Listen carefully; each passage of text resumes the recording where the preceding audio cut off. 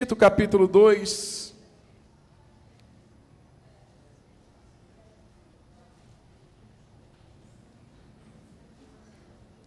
versículos 11 até o 15, está na tela.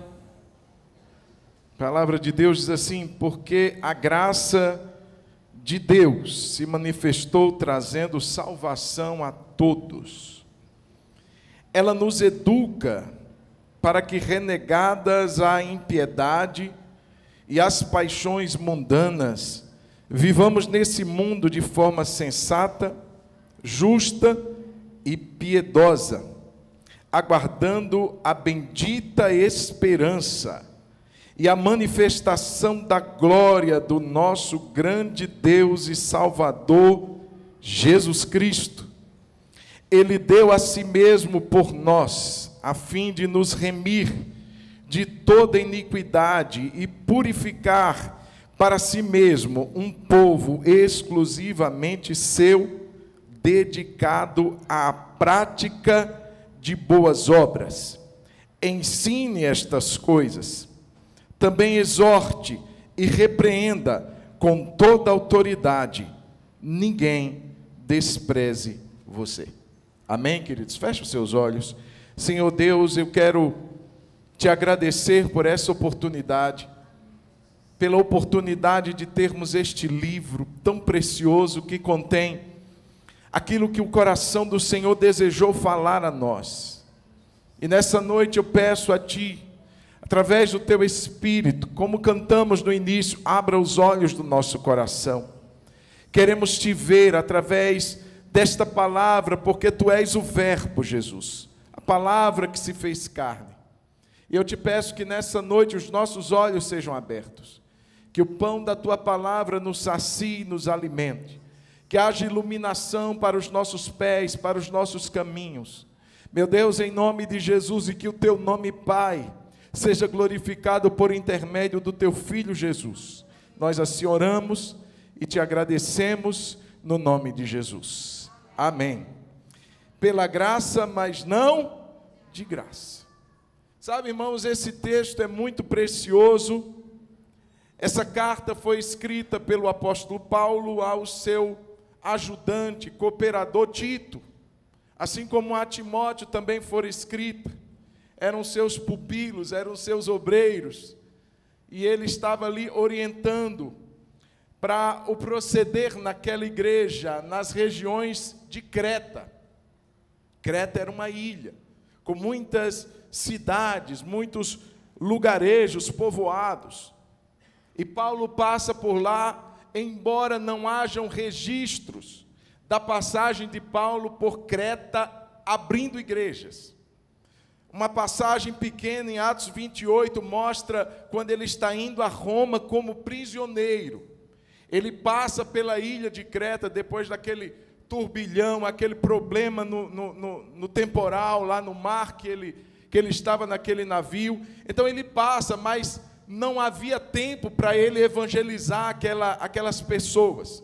Então alguns dizem que depois da prisão, a primeira prisão em Roma, que ele está numa casa ainda alugada, depois que ele sai daquela segunda prisão, ele vai até Creta, ele volta a Creta, junto com Tito, que era um cooperador seu, e então assim ele começa um trabalho de evangelização. Mas o apóstolo Paulo, ele queimava por transmitir o evangelho, ele não ficava muito tempo numa localidade, e assim ele deixa Tito naquela região, e ele parte para outras, mas o seu coração ainda se preocupa com aquela obra, de maneira que tempos depois ele escreve para Tito, e ele então orienta Tito a pôr em ordem aquela igreja.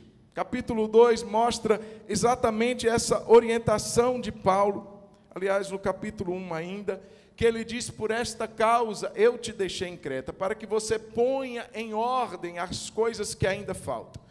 Então, irmãos, a palavra-chave da carta de Tito é ordem na igreja. Há quem pense que ordem na igreja é contrário à liberdade do espírito. Tem gente que pensa que organizar alguma coisa não é coisa de gente espiritual. Porque onde há o Espírito do Senhor, ali há liberdade. E há essa confusão, porque liberdade não significa desorganização ou desordem. Até porque o nosso Deus é um Deus de ordem. Quando você vai ler o livro do Gênesis, você vai ver Deus criando todas as coisas, mas Ele não cria de qualquer maneira. No primeiro dia Deus faz algo, no segundo dia Deus faz mais alguma coisa, uma coisa completando a outra, de maneira que no sétimo dia Deus descansa. A minha vida, por ser cheia do Espírito, a sua vida, por ser cheia do Espírito, não precisa ser uma vida bagunçada, precisa ser uma vida em ordem, cada coisa no seu lugar. Amém, querido? E a igreja é assim também. Então a palavra-chave para isso é ordem. Põe em ordem, Tito. Tem coisas na igreja que estão desorganizadas. Organize. Deus te dará graça, estabeleça presbíteros. Tem coisas que você precisa ensinar, Tito. Tem coisas que você precisa repreender, porque senão a igreja segue sem freios. A igreja segue em desordem, e o Espírito estará com você, Tito, para organizar essas coisas. E então Paulo, irmãos, ali no capítulo 2, ele começa a tratar de um assunto que para nós é muito importante. Ele fala sobre algumas classes de pessoas, ele vai falar sobre idosos e idosas, ele vai falar sobre jovens, mulheres jovens, rapazes jovens, ele vai falar sobre líderes, sobre escravos, e ele traz então como a sã doutrina. Ele diz: olha, isso daqui, Tito, que eu estou te passando para você transmitir aos irmãos, é a sã doutrina. Há quem pense que doutrina é só um conjunto rígido de dogmas, de instruções, de leis escritas, aquela coisa fechada, que não tem nada a ver com a nossa vida. Então eu posso vir numa igreja, eu posso estudar, eu posso ler a Bíblia, eu posso participar de uma escola dominical, e isso não toca na minha vida, e isso é um engano, irmãos. Porque a sã doutrina é aquela que une a vida com a doutrina, a vida com o ensino. Então, se eu sei algo de Deus e isso não se transfere para a minha vida, para a minha prática de vida, para a minha rotina, para o meu casamento, para a criação dos meus filhos, para o meu convívio com as pessoas, para o meu lidar no meu ambiente de trabalho, ele diz para os escravos: olha, sejam honestos em tudo, não sejam respondões, para que assim vocês possam ornamentar a doutrina de Deus, para que vocês possam tornar a doutrina mais bonita, mais bela. Então sejam pessoas que trabalham para os outros, mas de forma coerente com aquilo que vocês creem. Irmãos, a vida com Deus é uma vida prática. A gente recebe da palavra a instrução para transformar isso em vida na nossa segunda, terça, quarta e assim por diante. Dentro da nossa casa e aonde nós estivermos. Quem está entendendo diz amém. E aí no verso 11, irmãos, ele começa a falar sobre o assunto da graça. Porque a graça de Deus se manifestou trazendo salvação a todos. Queridos, eu tenho certeza que nessa semana alguns de nós fomos instigados a clicar naquele ícone que dizia assim: se inscreva gratuitamente, ou faça esse curso gratuitamente. A gente passa pela rua e muitas vezes somos abordados por pessoas que nos oferecem alguns bônus, algumas coisas que você diz assim: é de graça? E ele diz assim: é de graça, só passar ali e pegar o seu. Irmãos, a gente já está assim, tarimbado com esse tipo de coisa. A gente está cansado desse tipo de coisa, porque a gente sabe que no final das contas, né? Eu lembro que quando Dani estava procurando o primeiro emprego lá do jovem aprendiz, irmãos, ele recebia aquelas ligações: você recebeu esse bônus para fazer esse curso que vai te ajudar no mercado de trabalho, é um curso gratuito. Então você vai vir aqui, a gente chegava lá, irmãos, eles mostravam uma apostilazinha e começava aquele jogo psicológico, e dizia assim: pai, você acha que seu filho não merece esse curso? Porque isso daqui é muito pouco. Ele tem um futuro pela frente, mas este outro que nós apenas algumas pequenas parcelas de R$ 1.500, e aí, irmão, já fica assustado e começa aquele jogo psicológico, dizendo assim: pai, você acha que seu filho não merece? Irmãos, é um apelo emocional daqueles fortes. Uma isca é lançada, e a gente muitas vezes, é de graça, e de maneira que a gente se cansa disso, é ou não é, irmãos? Quando diz assim: vai lá, pega ali, porque é um brinde, corre disso, foge disso, porque tem coisa depois disso. Eu lembro que um dia a gente estava de férias e disseram assim: vocês ganharam uma diária em tal lugar, é só participar de uma pequena palestra. Irmão, durou 3 horas essa palestra. Tá doido? Por fim, eles me deram a diária, eu não quero saber mais disso, não. Irmãos, a cabeça estava desse tamanho, a cabeça doía, latejava. Então a gente está cansado desse tipo de apelo, é de graça. E a gente lê um texto como esse, que fala da graça, e a gente logo pensa que Deus está indo nesse mesmo caminho, propondo para nós algo que, na verdade, talvez não se trate desta real graça, e a gente fica pensando o que é que tem depois disso. Quando a gente ouve um apelo, quando a gente ouve um pastor, um pregador dizendo: venha aceitar Jesus, porque Ele quer salvar você, a gente diz assim: não, tem coisa por trás, não pode ser tão simples assim. Essa graça de Deus, será que não é mais um golpe? Irmãos, e de fato a graça de Deus é de fato boa demais para ser verdade, mas eu quero dizer, é verdade. Amém, queridos? É verdade, é graça. A Bíblia diz, Isaías, o profeta, e eu queria que colocasse, por favor, porque o profeta Isaías mostra o fato poderoso de que essa graça é de fato de graça. Ela nos é ofertada de uma forma gratuita, e Isaías diz assim, leia comigo: todos vocês que têm sede, venham às águas. É o convite da graça.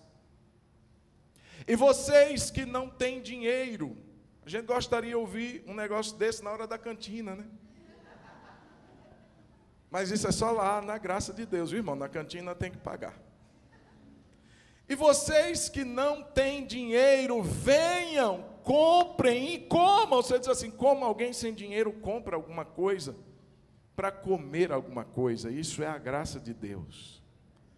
Vocês que não têm dinheiro, venham, comprem e comam. Sim, venham, comprem, sem dinheiro, sem preço, vinho e leite.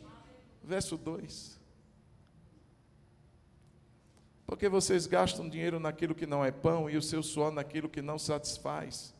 Ouçam com atenção o que eu digo, como que é bom, e vocês irão saborear comidas deliciosas.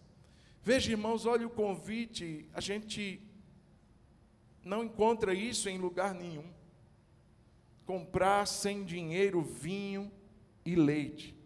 Isso é uma passagem profética que apontava para o sacrifício de Cristo.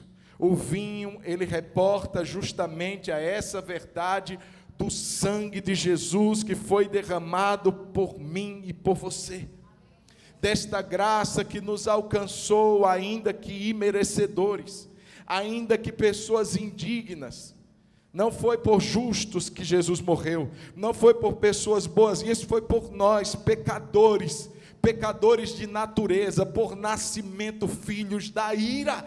Foi por nós que ele derramou o seu sangue. Ele diz: venha, compre sem dinheiro, vinho, compre, venha adquirir pela graça, é de graça, não vou te cobrar. É o sangue precioso, é o sangue mais valioso do que prata e do que ouro, mas é de graça. O vinho, o sangue, nós vamos daqui a pouco participar dele. E também o leite. O leite faz menção de prosperidade, de paz, de felicidade. Faz menção de abundância. Veja, quando Deus disse que o povo ia entrar numa terra, e essa terra simbolicamente manaria leite e mel. Isso fala de um ambiente de prosperidade, de felicidade. Veja, irmãos, quem tem Jesus, ele não está isento de dificuldades, ele não está isento de ficar doente, ele não está isento de perder o emprego, mas eu quero dizer que existem realidades mais valiosas do que estas, e que estão disponíveis a nós aqui, hoje e agora. Ele tem nos abençoado com toda sorte de bênção nas regiões celestiais em Cristo Jesus. Irmãos, o que Deus tem para nós é muito mais do que a gente imagina, é muito mais do que o que você ganha, é muito mais do que o que você tem, é muito mais do que o que você acha que possui. E isso é a graça de Deus que te oferece, que me oferece de forma rica e abundante, vinho e leite. Venha, compre sem dinheiro, compre vinho e leite, mas eu quero dizer que apesar de ser graça e de graça para nós, para alguém custou alguma coisa. Não existe, no final das contas, nada que seja simplesmente, puramente de graça. Se você é convidado para um café da manhã, e nessa época de política, a gente é convidado quase todos os dias para participar de um café da manhã. E vai ter ali aquele representante daquele político, A, B ou C. Eu quero dizer que aquele café ele pode sair de graça para quem vai, mas alguém pagou por ele. A ideia é justamente essa: a graça de Deus, ela vem de graça para nós, mas ela custou muito e muito caro para alguém. Ela custou muito e muito caro justamente para aquele que nos oferece, o próprio Deus. A partir dele, tendo que abrir mão da vida, da presença do seu Filho ao seu lado, com quem desfrutar a sua companhia alegre, regozijante durante toda uma eternidade. A gente imagina que eternidade é algo que acontece daqui para frente. Mas a teologia mostra que existe uma eternidade futura, mas existe também uma eternidade passada. Se não existe fim, também nunca existiu um começo. Dá para entender isso? Não! Porque a sua mente, assim como a minha mente, é limitada. A minha mente, a sua mente trabalha no cronos, trabalha na hora, trabalha no início, trabalha da meia-noite à meia-noite, trabalha da segunda até a segunda, trabalha de 365 dias. A gente é lógico, a gente é matemático, mas Deus é atemporal. Ele nunca teve princípio de dias, ele nunca nasceu e nunca terá fim. Então ele desfrutou ali da presença do unigênito ao seu lado, por toda uma eternidade passada, e de repente, no momento da criação, justamente pela sua criação, que não lhe honrou, que não lhe obedeceu, e que o desobedece, por causa destes nós, que não merecíamos, ele abre mão da presença do seu Filho único. Como não bastasse abrir mão da presença do seu Filho único na glória, ele abre mão da presença do seu Filho no que diz respeito à vida, porque esse Filho se fez carne, veio estar com você e comigo, conosco, comendo a comida dos mortais, passando pelas privações que nós passamos, pelas dores que nós passamos, e por fim provando que nós fomos destinados a provar por causa do pecado, que é a morte. E Deus entrega o seu único filho para morrer por você. Foi graça, é graça e será graça para você. Mas para ele custou muito, muito caro. O verso 14 diz exatamente isso. O verso 14 de Tito que nós lemos, diz assim: ele, Jesus, coloca lá para a gente acompanhar. Verso 14: ele deu a si mesmo por nós. Veja, não foi de graça para Jesus. Ele deu a si mesmo por nós. Que entrega foi essa, irmãos? Foi dele. Ele não entregou o que ele tinha externo a ele. É muito fácil. É muito fácil um pai eximir-se da sua consciência pesada com um filho que não consegue dar-lhe tempo para brincar com ele, para assistir um filme com ele. E é muito mais fácil dizer assim: toma aqui, meu filho, vai comprar lá um sorvete para você. E dá um dinheiro na mão do filho, e o filho vai embora, e ele está livre daquele momento que ele precisaria dar. É mais fácil dar o que está externo a ele do que dar dele para o filho. E uma das lições que nós temos no Homem ao Máximo é justamente isso: filhos que estão com a ausência de pais presentes. Eles estão presentes geograficamente, eles estão presentes em casa, mas ausentes de emoção, ausentes da vida, não se importam, não se preocupam. Mas com Jesus não foi assim. Ele deu a si mesmo por nós. Ele deu a sua vida pela minha vida. Ele foi o nosso substituto. Aquele lugar de morte, de maldição era nosso. E ele disse: eu vou por você. Eu vou dar de mim a você. Imagine isso, irmãos. Paulo, quando fala sobre essa realidade em Romanos capítulo 5, o verso 7 e 8, ele diz assim: por algum justo, olha aí, dificilmente alguém morreria por um justo. Então aquele camarada merece, aquele camarada não fez nada, é um parente meu, é um familiar, eu vou fazer algo por ele. Ele disse assim: dificilmente alguém morreria por um justo. Dificilmente. Embora por uma pessoa boa, alguém talvez tenha coragem para morrer. Verso 8. Mas Deus, leia comigo. Mas Deus prova o seu próprio amor para conosco, pelo fato de ter Cristo morrido por nós, quando ainda éramos pecadores. Deus provou o seu amor. Esse tipo de oração que diz assim: Deus, se o Senhor me ama, me mostra, me faz passar na faculdade. Deus, se o Senhor me ama, que aquele menino olhe para mim, Jesus. Isso é presente barato, irmão. Isso é camelô, isso é Paraguai. Deus prova o seu amor é pelo fato de ter Cristo morrido por você. Só que você e eu não éramos dignos nem merecedores, mas Ele deu a vida do seu Filho único e amado por nós. Quer prova maior? E Ele se entrega, sendo o Criador.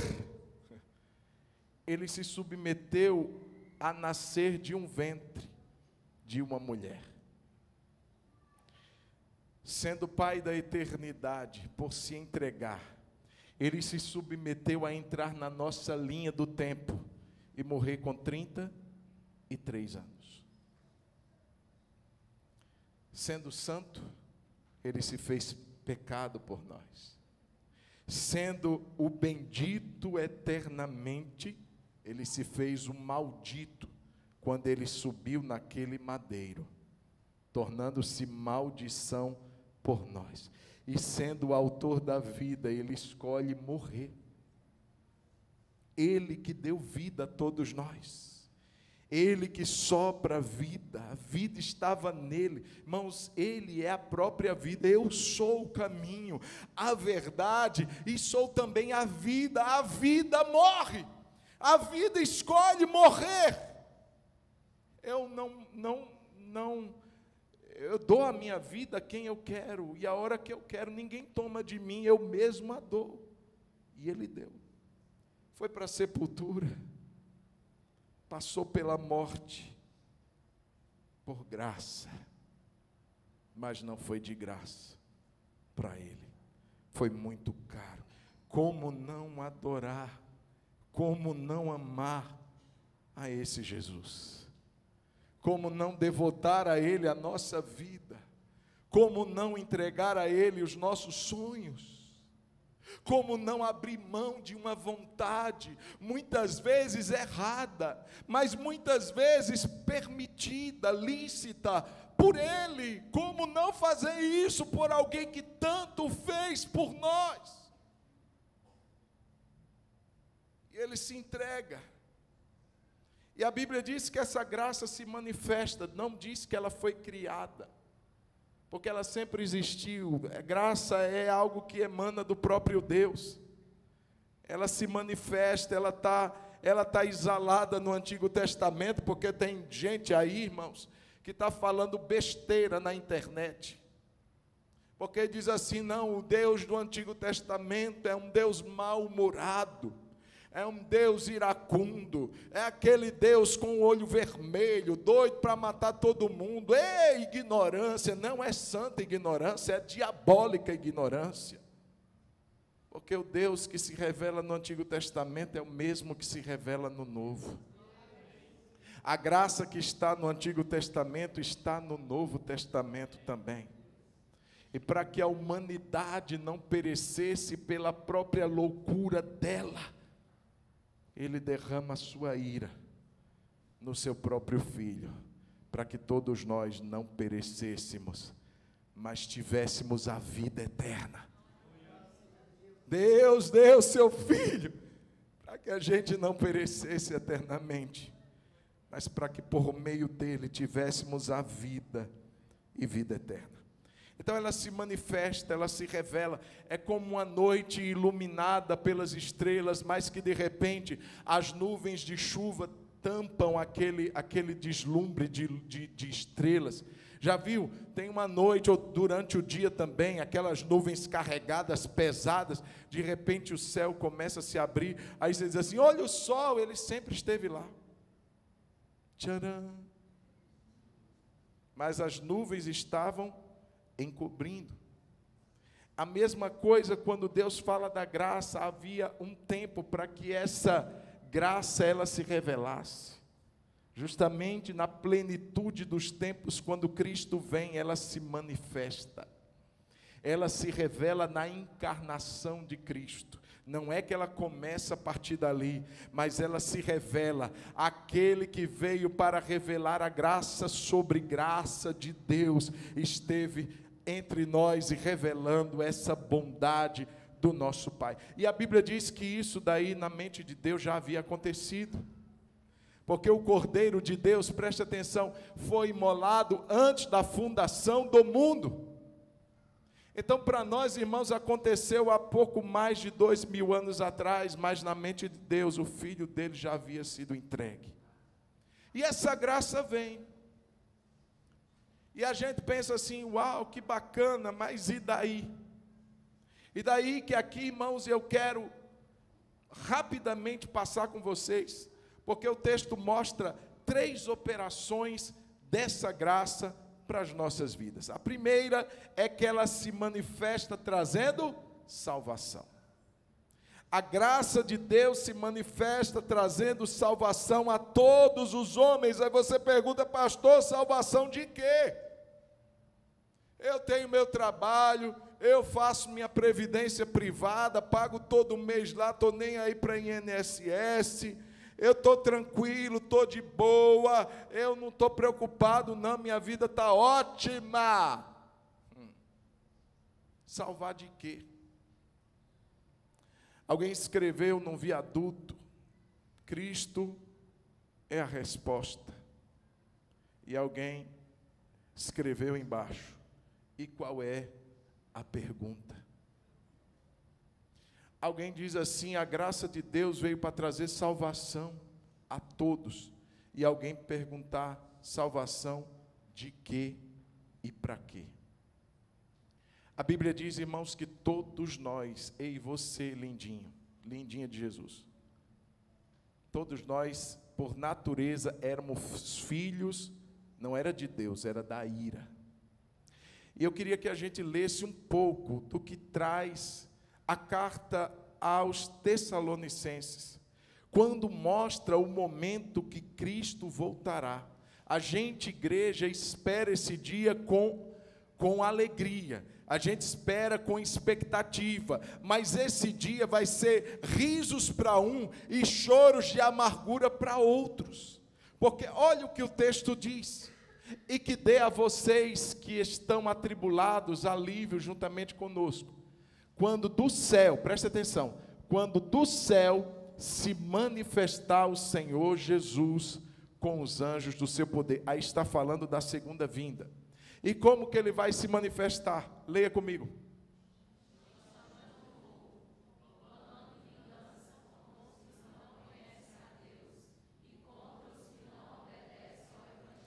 Para aí. Como é que a gente imagina que Jesus vai voltar? Vai tocar uma trombeta. Isso vai acontecer sim. Mas para a igreja, irmão, será um dia glorioso. Mas a Bíblia diz para aqueles que não conhecem a Deus. Pode ser um parente seu, pode ser um amigo, seu melhor amigo, sua melhor amiga, que não conhece a Deus, nem obedece o Evangelho de Jesus Cristo. Isso é muito sério. Ele está dizendo que para essas pessoas, pode ser até para você que está aqui, e que ainda não entregou sua vida a Cristo, para que Ele seja o seu Senhor e Salvador. A Bíblia diz que para estas pessoas, diz a palavra de Deus, Ele virá em chamas de fogo. Irmãos, eu não imagino um aspecto que traga serenidade nessa imagem, nessa descrição. Uma pessoa que vem em chamas de fogo, é juízo.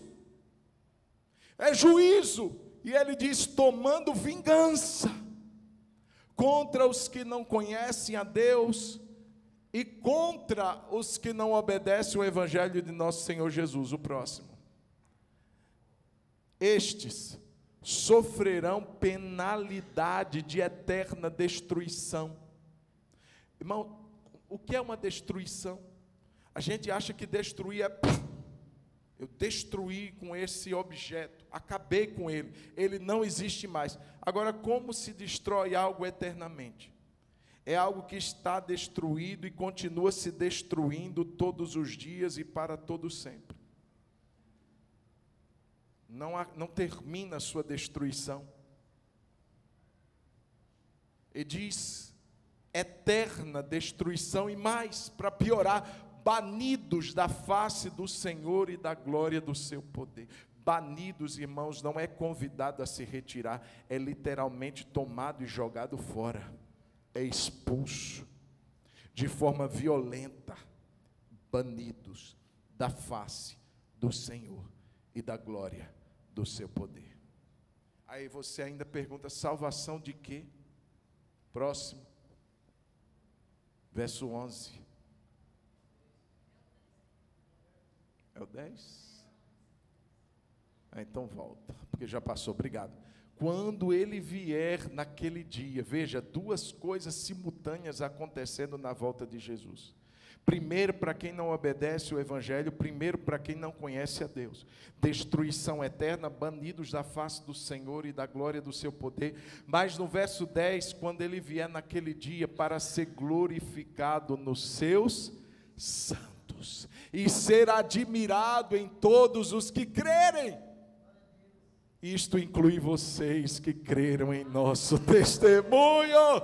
Isso me inclui, te inclui, meu irmão. E a gente vai estar naquele dia, aqueles que creem nele, e nós vamos admirá-los. Veja, enquanto uns estarão expulsos, banidos da face dele, nós o contemplaremos. Irmãos, isso não pode ser motivo de passividade, de dizer assim, glória a Deus, minha previdência, minha aposentadoria está garantida. Não, não, não. Enquanto você e eu estivermos aqui na terra, nosso empenho é para torná-lo conhecido, para fazer o nosso Jesus conhecido. Mas o interessante é que o destaque está na abrangência dessa salvação. Diz que essa graça se manifestou trazendo salvação a todos os homens. Não é a um grupo, não é aos privilegiados, não é aos de sangue real, não, é para todos nós. Nós tivemos na semana passada a missionária aqui falando sobre os grupos ainda não alcançados. Irmãos, há uma responsabilidade que pesa sobre nós, de levarmos esse evangelho a todos os homens, a todas as pessoas, independente de cor, de raça. A Bíblia diz que o sangue de Jesus foi derramado para comprar homens de todos os povos, tribos, raças e línguas. Todos os homens fazem, não está dizendo o texto que todos serão salvos. A Bíblia não diz que a graça veio para salvar a todos, não no sentido de que todos, querendo ou não querendo, serão salvos, não é assim. A Bíblia diz que a oferta é dada a todos.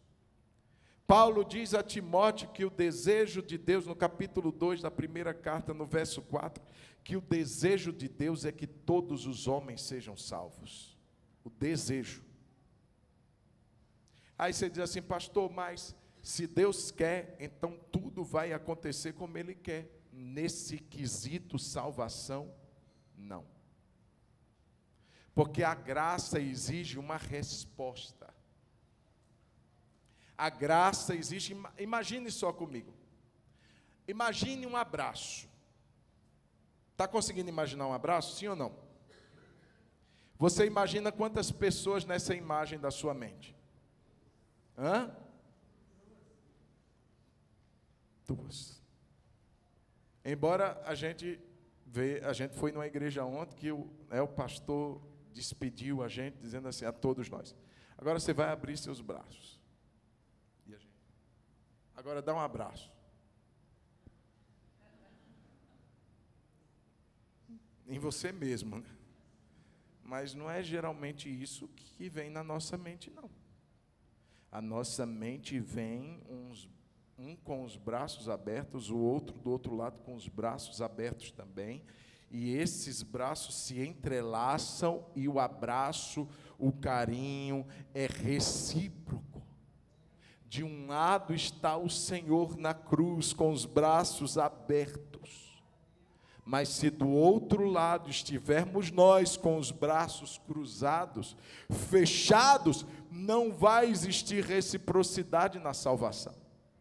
A graça de Deus foi manifesta, oferecendo salvação a todos os homens. Pastor, eu não quero passar por aquele momento descrito em Tessalonicenses. Abra os seus braços hoje e entregue sua vida àquele que morreu de braços abertos por você. A graça está aí para todos os que crerem. A questão é justamente essa, ela foi ofertada a todos, mas rejeitada pela maioria. Muitos hoje vão zombar da mensagem. Talvez você um dia, assim como eu um dia, zombei da mensagem do Evangelho. Quando eu via os crentes pregando na esquina da minha casa, com caixas de som, 3 da tarde de um domingo, de terno e gravata, e eu passava rindo e debochando daqueles que estavam pregando aquilo que seria a minha mensagem, há uns anos depois.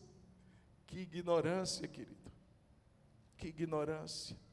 Talvez você foi um deles, mas a graça de Deus veio para nos alcançar. Bendito seja o nome do nosso Deus. Você pode levantar as suas mãos e dizer: obrigado, Deus, por essa graça. Diga que não foi de graça. A graça de Deus, além de se manifestar trazendo salvação, ela se manifesta nos educando. Verso 12. Porque a graça de Deus se manifesta trazendo salvação e ela nos educa. Veja, irmãos, não basta uma criança nascer, ela não está pronta para uma vida em sociedade.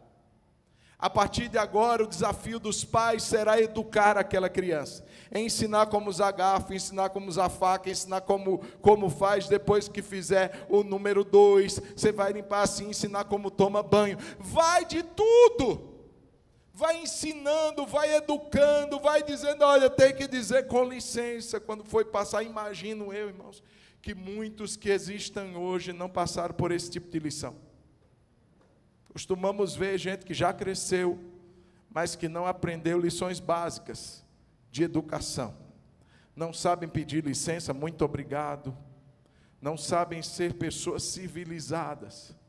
Mas veja, irmãos, assim como há um desafio para os pais de educarem os seus filhos, a graça que Deus concede a nós, ela também nos educa. Ei, porque não basta dizer: eu sou crente, aceitei Jesus, batizei. Nós precisamos ser educados por essa graça. Nós precisamos saber como viver como cristãos. Haja visto os 10 primeiros versículos de Tito 2. Ensina aos idosos, Tito, que sejam respeitáveis, porque tem velha sem respeito, que maldizem, que blasfemam, que falam mal, que são maledicentes. Ei, fala às idosas que não se deem a muito vinho, porque tem umas idosas aí na igreja de Creta, que aparecem no culto trocando as pernas, Tito. Tão bêbadas. Irmãos, nada foi escrito aleatoriamente.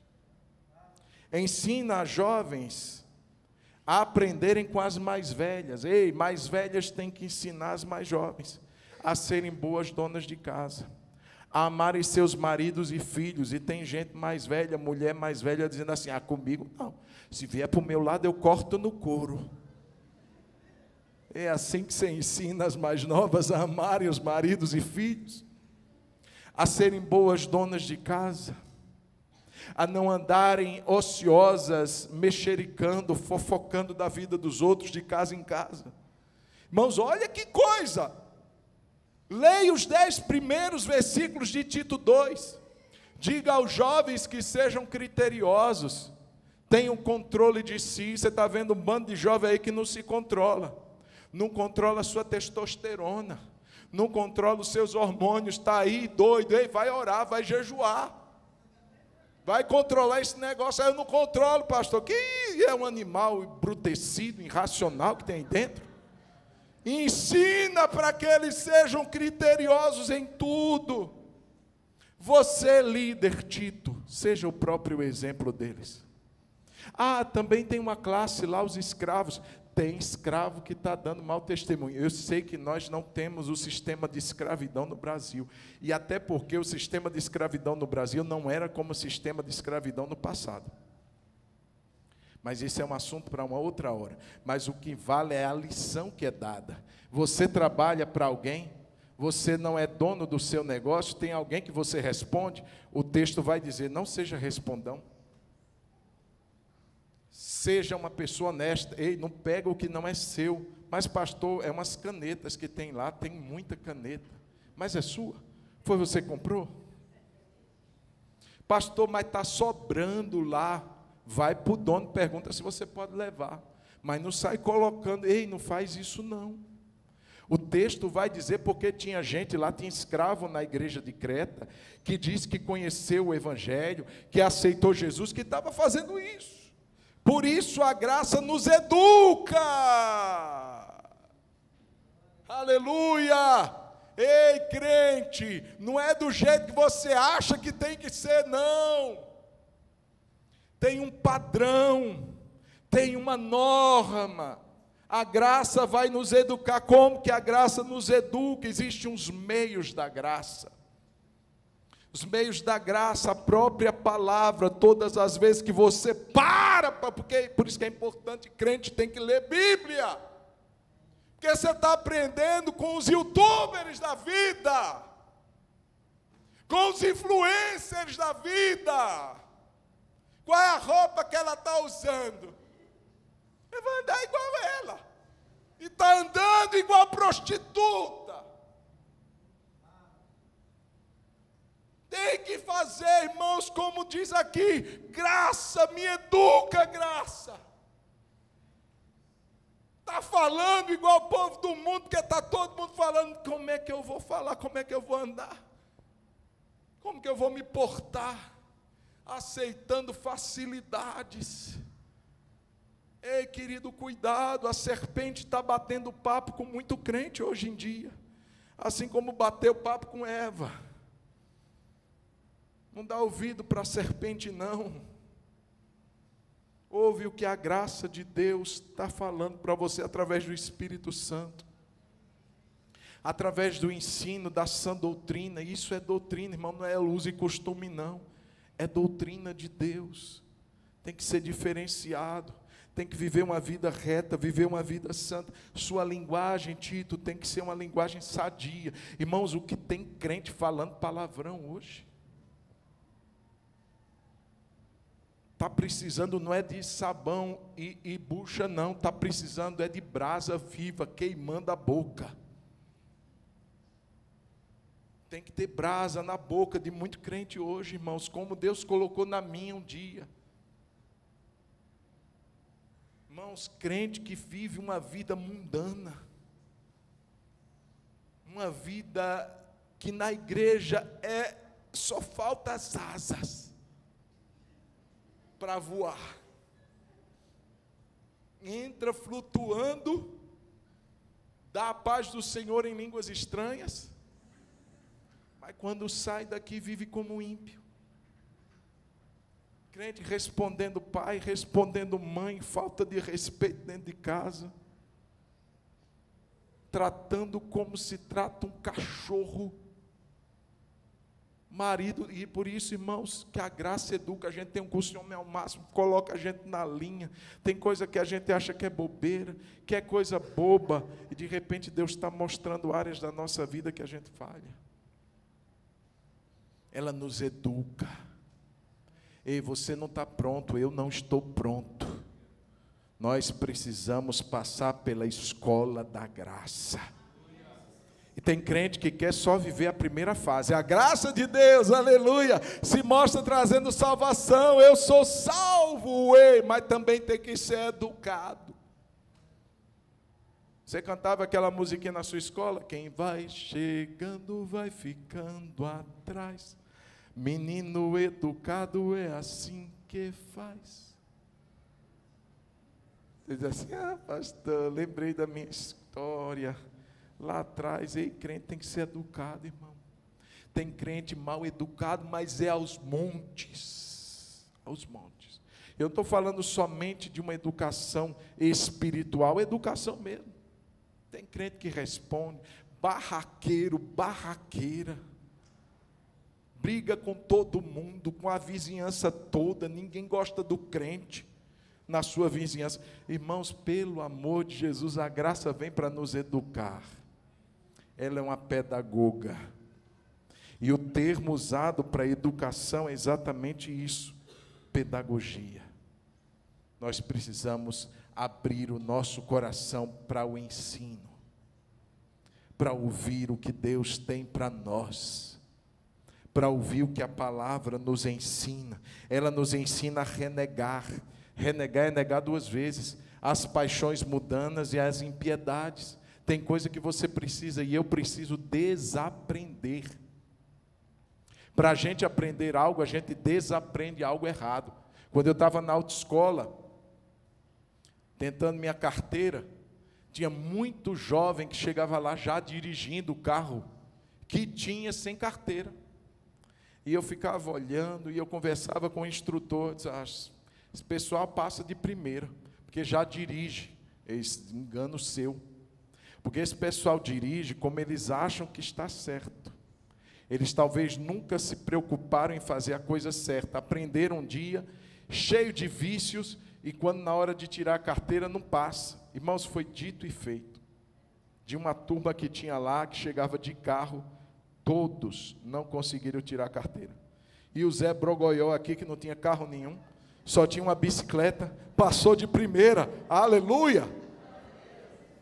Porque eu não tinha vício. Então ele está dizendo, a graça de Deus te ensina a renegar a impiedade e as paixões mundanas. E essa é a parte negativa, tem que deixar de lado. Mas agora também te ensina a como viver de maneira sensata, justa e piedosa. Você tem que aprender e desaprender. Como é que eu faço, como é que eu não faço. Como é que é uma vida de homem casado, como é que é uma vida de mulher casada. Como é que a Bíblia diz que eu tenho que me portar como filho, sendo um filho de Deus em primeiro lugar. Como é que eu passo o ensinamento como um pai para os meus. Tudo isso a graça de Deus vai dizer como não e como sim. Então, irmãos, precisamos nos voltar para a graça. E para finalizar, a Bíblia diz que a graça de Deus, verso 13, ela nos faz aguardar com expectativa a vinda de nosso Senhor Jesus Cristo. Olha o verso 13, leia comigo, por favor, coloca para a gente. Verso de número 13, a Bíblia vai dizer, travou? Tito 2,13. Olha o que a Bíblia diz. Aguardando, aleluia. Leia comigo.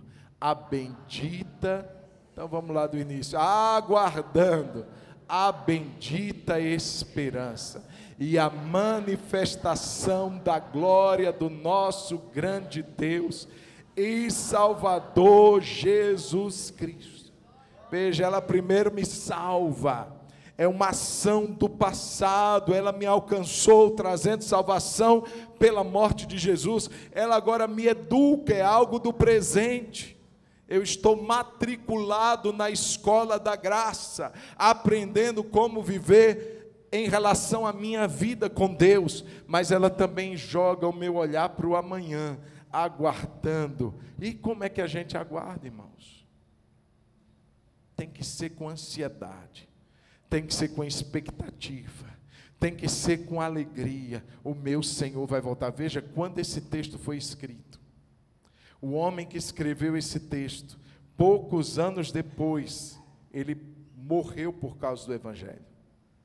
Mesmo sabendo que a morte dele se aproximava, ele ainda dizia, aguardando a bendita esperança da volta, do aparecimento de meu Senhor e Salvador Jesus Cristo. Preste atenção, irmão. Eu não sei quando Jesus vai voltar. Você também não sabe quando Jesus vai voltar. Mas isso não tira de nós a expectativa da bendita esperança do aparecimento do nosso grande Deus e Salvador Jesus Cristo. Não tira. Viva cada dia como se Jesus fosse voltar naquele dia. Viva aquele dia com expectativa. Jesus, se o Senhor voltar hoje, isso que eu estou fazendo, Jesus, passa no crivo daqueles que estão esperando a tua volta. Jesus, se o Senhor fosse voltar hoje, porque você não sabe, irmão, você não sabe. Pode ser que seja hoje, amanhã não, ainda está faltando esse sinal, será, irmão? Será que na sua mente você não perdeu as contas? E alguns do que você espera acontecer já não aconteceram? Será que não está mais perto do que você e eu imaginamos? A verdade é que nós precisamos aguardar com expectativa.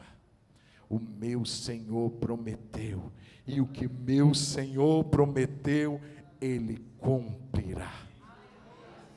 Feche os seus olhos e eu convido os diáconos e diaconisas a virem aqui à frente. Deixa eu te lembrar, querido, a graça foi de graça. para você e para mim, mas foi muito cara para Jesus. O preço que ele paga, nenhum empresário, a gente vê esses empresários aí, doando quantias volumosas, presta atenção, no final tem uma razão, aquilo vai abater no imposto de renda. Agora imagine Cristo, não teve mesquinhez, porque ele não entregou o que ele tinha, ele era dono do ouro e da prata, ele não entrega isso, ele entrega a si mesmo, a sua própria vida por você, por nós. Pastor, a graça de Deus não é uma mercadoria barata, não é, querido.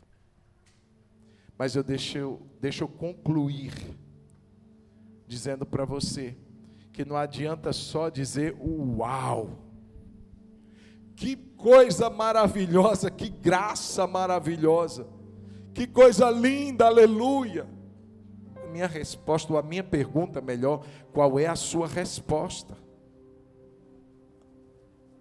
Imagine Jesus de um lado, com os braços abertos, e você do outro lado. Eu pergunto para você, qual é a sua resposta à graça de Deus? Você vai ficar do outro lado assim, ô Jesus, foi bacana demais, nossa, mas eu tenho tanta coisa para viver. Servir a Jesus e seguir a Jesus é uma atitude de renúncia, é uma atitude de abrir mão de muitas coisas por amor a Ele. Quem te falou um dia que aceitar Jesus não vai exigir nada de você, está mentindo para você. Porque a Bíblia diz, se você quiser me seguir, tome a sua cruz e me siga. Renuncie à sua própria vida e me siga. Eu pergunto você, querido, que está aqui hoje, qual foi a sua resposta para Ele? Qual é a sua resposta hoje para a graça de Deus? Ele continua de braços abertos. Eu pergunto, e nós, e você? Quando eu aceitei Jesus com 15 anos, irmãos, eu estava cheio de planos.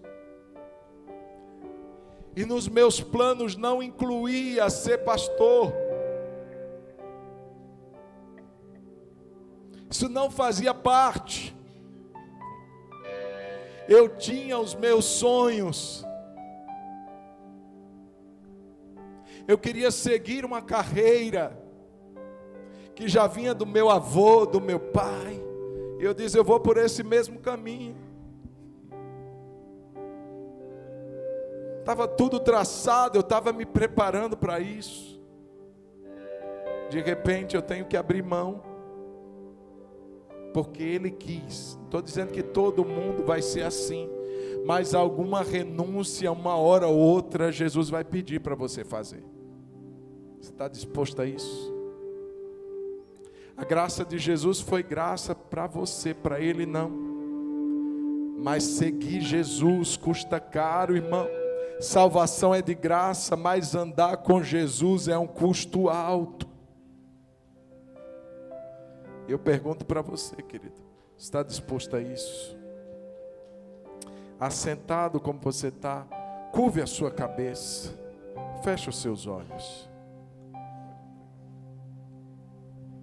E eu quero perguntar, você que está aqui hoje, ei, presta atenção.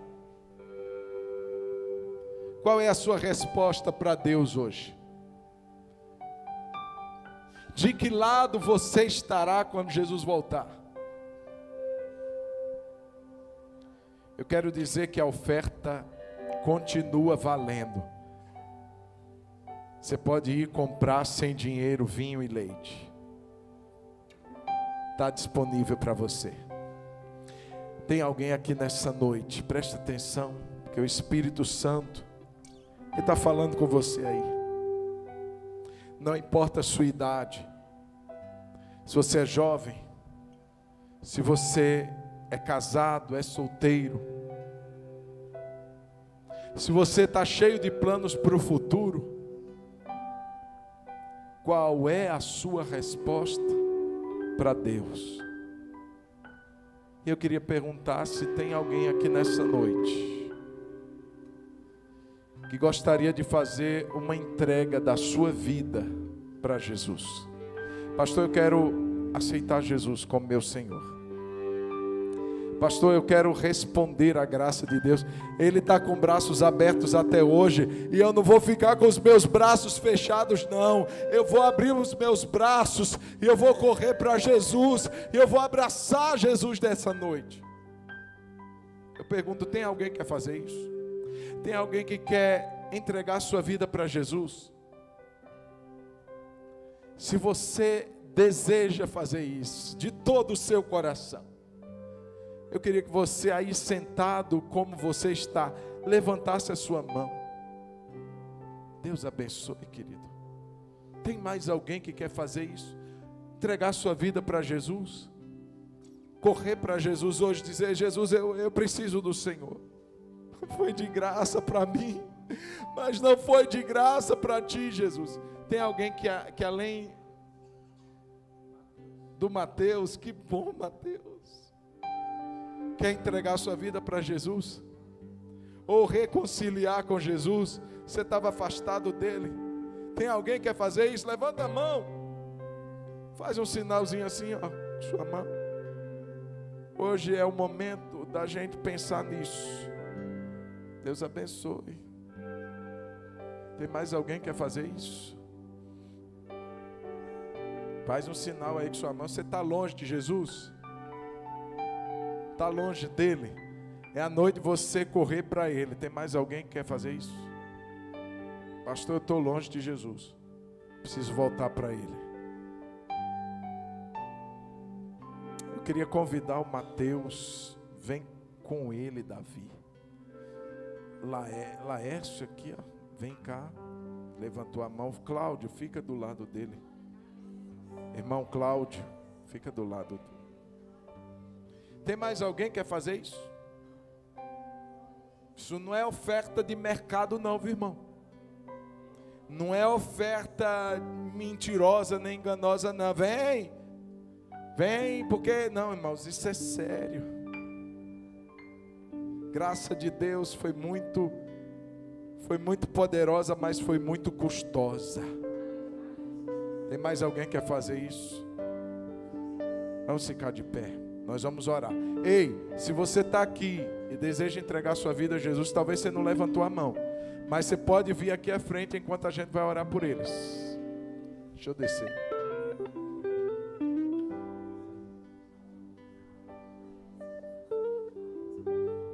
A mãe, cadê mamãe do Laércio? Levantou a mão também. Vem cá, minha querida, vem cá, Kézia. Fica do lado dela, Kézia. Eita, glória a Deus. Igreja, estenda as mãos aqui, vamos abençoar a vida deles.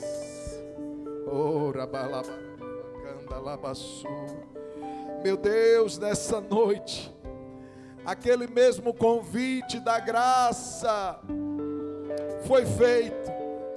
Quem tem sede, vem às águas. Quem não tem dinheiro, compre sem dinheiro. Compre vinho, compre leite. É uma oferta que está disponível hoje, meu Pai. Oh, aleluia! E nessa noite, Jesus, Mateus que está aqui, o Laércio, a sua mãe, ouviram esse convite. E hoje eles estão dizendo, eu aceito Jesus. Eu quero Jesus. É de graça para nós, mas foi preço alto para Cristo. Oh Jesus, eu te peço que nessa noite, toda a cadeia, vem cá Laércio, vem cá, traz ele mais à frente, a mãe dele. toda cadeia, toda amarra. Satanás, estas vidas que estão aqui, elas estão entrando debaixo da cobertura do sangue de Jesus. Elas estão saindo debaixo do teu domínio, das tuas correntes, das tuas amarras. E nessa noite elas correm para a graça de Deus. E eu quero, no nome de Jesus, ordenar que todo espírito mau, que de alguma maneira prendeu as suas vidas, agora, em nome de Jesus, eu te dou uma ordem: solta a vida deles, agora, porque a partir desse momento, a graça de Deus alcança, ela enche, ela preenche todo vazio. O vinho, o leite, o sangue de Jesus, a bênção do Senhor, ela preenche e ela faz algo novo. Algo novo. Em nome de Jesus. Eu queria que vocês repetissem comigo essa oração. Vocês dissessem assim: Senhor Jesus, nessa noite, eu quero dizer um sim para essa graça. Diga: Jesus, o que o Senhor está me oferecendo foi muito caro, e eu estou abraçando essa graça nessa noite.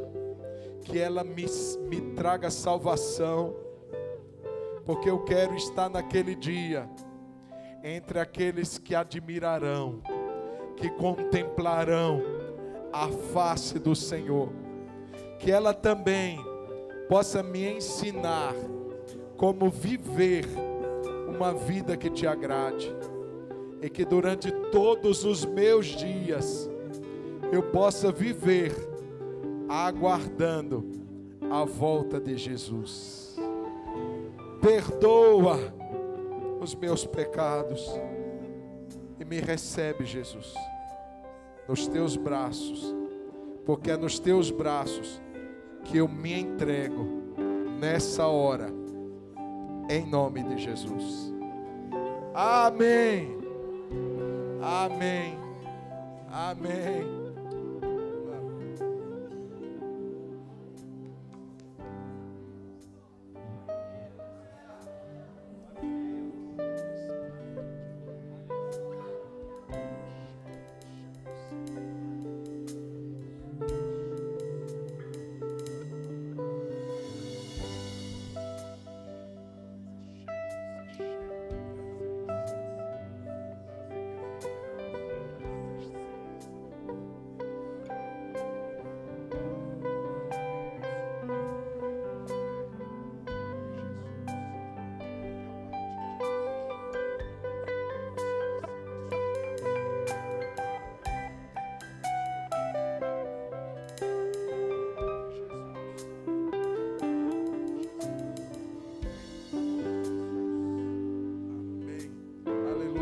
Vamos aplaudir a Jesus, irmãos. Glória a Deus. Aleluia. Aleluia.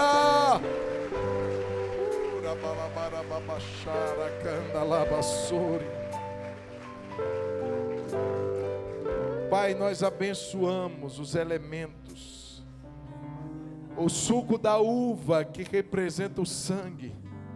O pão que representa o corpo que foi partido.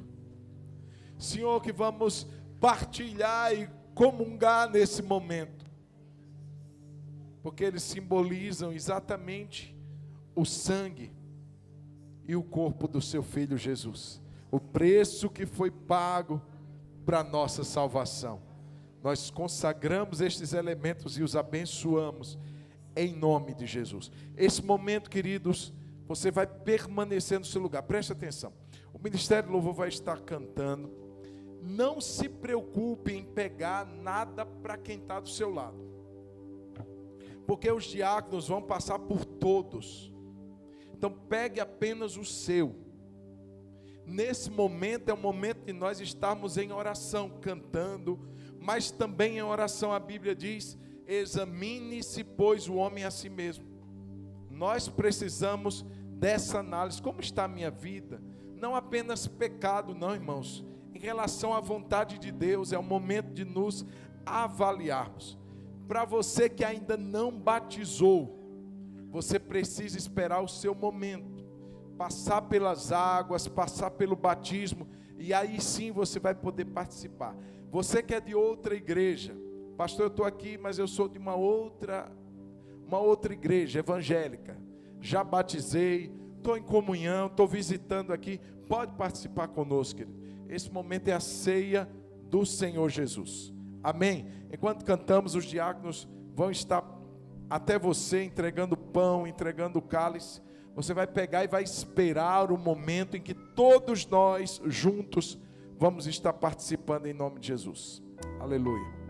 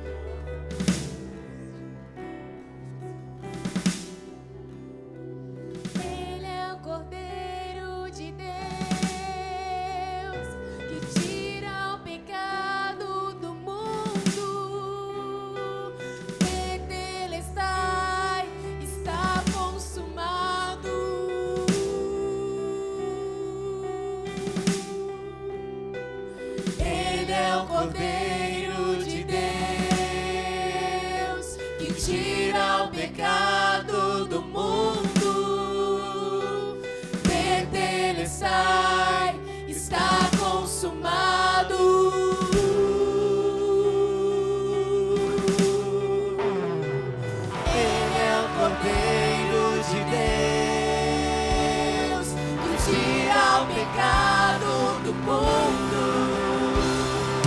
Tetelestai, está consumado.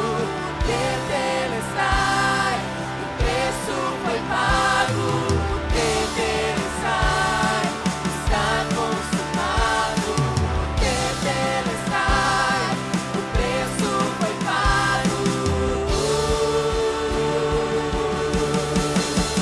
Eu adoro, eu amo Jesus Cristo, único e suficiente Salvador, meu Salvador, eu adoro, eu amo Jesus Cristo, único e suficiente Salvador, meu Salvador.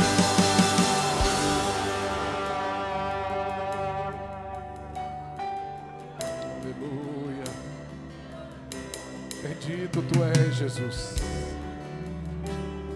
Bendito tu és, Jesus. O preço foi totalmente pago. Consumada a tua obra, obra de salvação, obra de amor. E nessa noite, Jesus, a tua igreja aqui está com o pão em suas mãos. Que é justamente, Senhor, essa viva lembrança, esse elemento que nos remete a uma verdade tão poderosa, de que o preço foi pago. E como foi pago? A sua própria vida foi entregue, o seu próprio corpo foi moído. Agradou ao Pai moê-lo, fazendo-o enfermar, dando a sua vida pelos ímpios, pelos perdidos. Muito obrigado, meu Deus, Cordeiro de Deus, que tomou sobre si nossos pecados, nossas dores, nossas maldições. Essa noite, Jesus, tua igreja se enche de gozo, de alegria, por essa verdade poderosa que está nas nossas mãos. Não prata, não ouro, mas o precioso sangue. Não prata, não ouro, mas o corpo de Cristo. Aleluia. A palavra de Deus diz que na noite em que Jesus foi traído, ele tomou o pão e, tendo dado graças, ele o parte e o entrega aos seus discípulos, dizendo: tomai e comei, esse é o meu corpo que é dado por vós. Deixa eu fazer um rápido parênteses aqui. Muitas vezes a gente não observa a verdade que está dentro do corpo, do pão. A Bíblia diz que não foram vários pães, foi um só. Um só que foi partido e entregue aos seus discípulos. Não foi com a multidão, mas com apenas os discípulos que Jesus ceou. Porque isso fala de uma aliança, não é de saciar, não é de inclusão social, não é de saciar, não, é aliança, é participar do mesmo pão que o nosso Senhor participou. Ele comeu do pão, os discípulos comeram do mesmo pão. Fala de comunhão, fala de aliança. Ei, a ceia do Senhor não é aliança só você e Deus, não, viu? Essa é a verdade do corpo, é você e essa pessoa que está aí do seu lado, atrás de você, na sua frente. E se você não tem uma aliança com ela, você não está discernindo o corpo.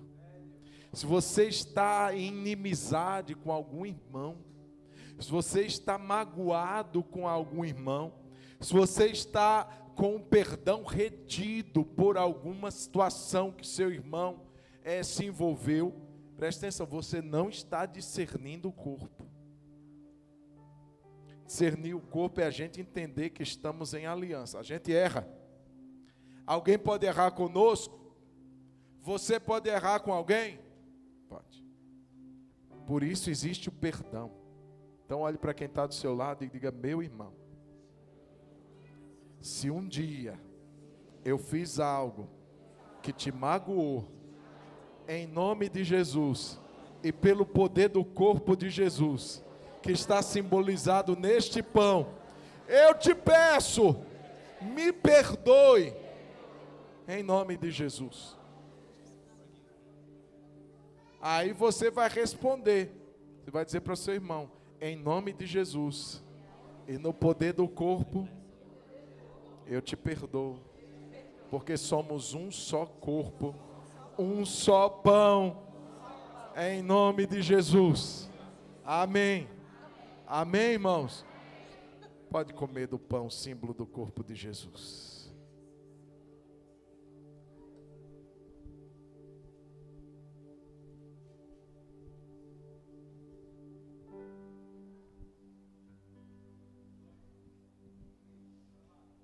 Deixa eu dizer uma coisa também, querido. A gente agora vai participar do cálice.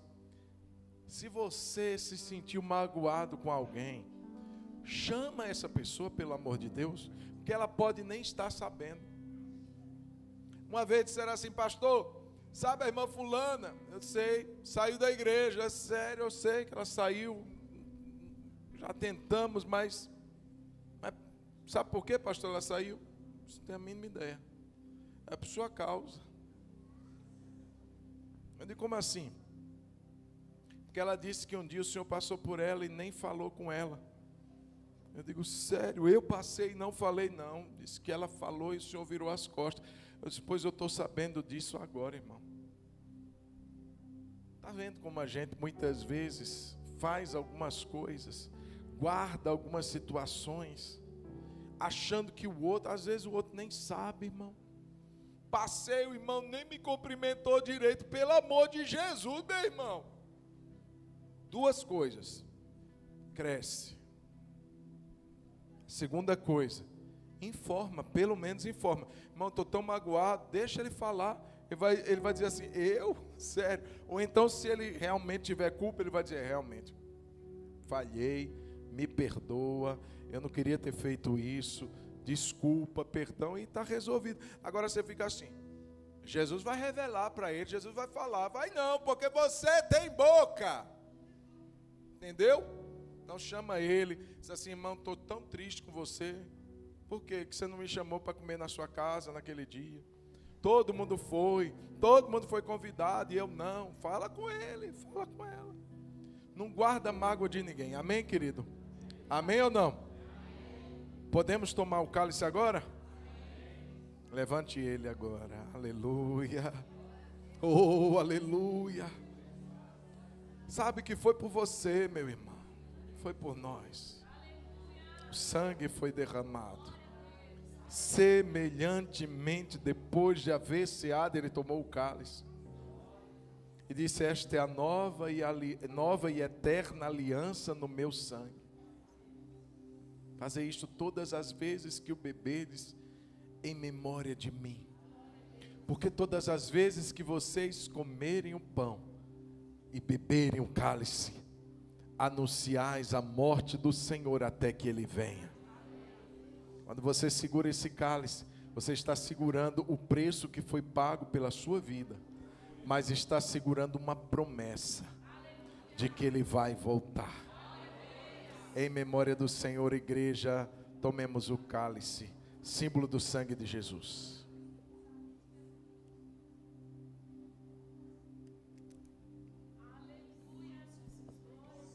Aleluia. Eu adoro esse Jesus. Vamos lá. Aleluia. Oh, Jesus, te adoramos. Ele é o Cordeiro de Deus, Bendito tu és. que tira o pecado do mundo.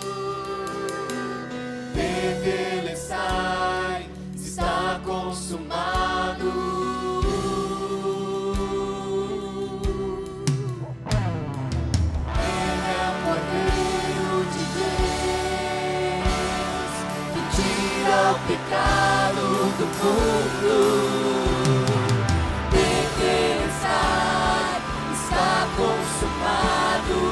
Tetelestai, o preço foi pago. Tetelestai, está consumado. Tetelestai, o preço foi pago. Eu adoro Jesus, eu amo Jesus Cristo, único e suficiente Salvador, meu Salvador, eu adoro, eu amo Jesus Cristo, único e suficiente Salvador, meu Salvador. Levante suas mãos, que o amor de Deus, o nosso Pai, que a graça de nosso Senhor e Salvador Jesus Cristo, que a comunhão e as consolações do Espírito Santo de Deus seja sobre você, meu irmão, minha irmã, sobre todo o povo de Deus que está espalhado na terra, não apenas hoje, mas para sempre. Amém, amém e amém. Deus abençoe sua vida. Aleluia. Tem cantina lá embaixo. Os meus irmãos que vieram hoje pela primeira vez, os irmãos da sala de boas-vindas estão aqui aguardando vocês. Por favor, não vão embora. Um lanche foi preparado com muito carinho para vocês, em nome de Jesus. E você não deixe de passar na cantina, de abençoar a rede de mulheres, em nome de Jesus.